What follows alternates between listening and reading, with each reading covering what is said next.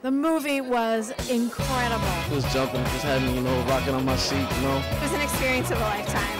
It was cute. It was way cute. I loved it. It was brilliant. It really was. I recommend it. It's a tearjerker. I think everybody should see this movie.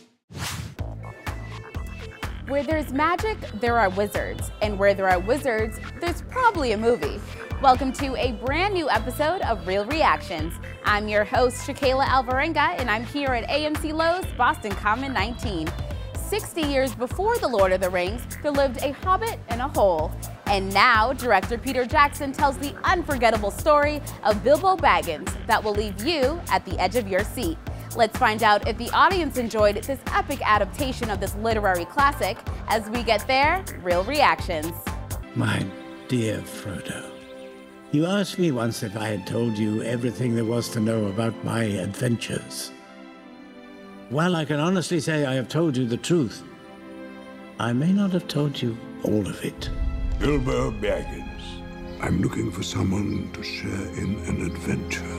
So what did you think of the movie? I really enjoyed it. It kind of got me through finals week. I've been looking forward to this movie for a long time, so it was a joy for me. It really flowed really well. It was beautifully shot. A little long, but it was really great. I think a lot of people are going to be upset about the additions to the movie, but I think it was fantastic. It was really good. I've waited a long time for it, and Peter Jackson didn't disappoint. Since you wanted more, there is going to be another addition to it. So what are you most looking forward to in that? I want to see the whole dragon. I like dragons. With that frame rate per second, I don't know, there's something about how it was filmed. Like, people were moving way too fast. Those dwarves do not move that quickly.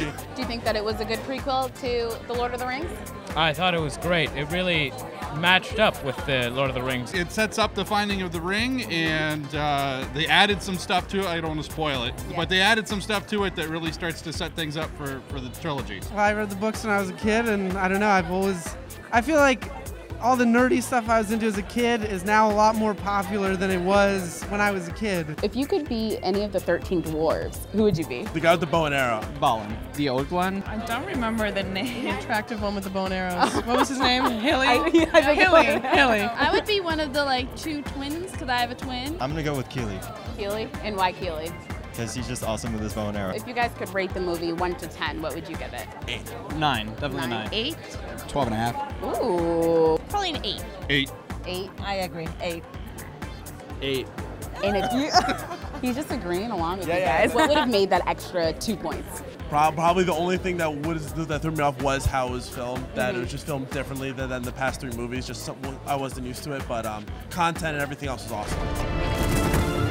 You'll have a tale or two to tell when you come back. Can you promise that I will come back? No. And if you do, you will not be the same. With a fight that will prove even the weakest link can be the strongest, the long-awaited return to Middle-earth is definitely a trek worth taking.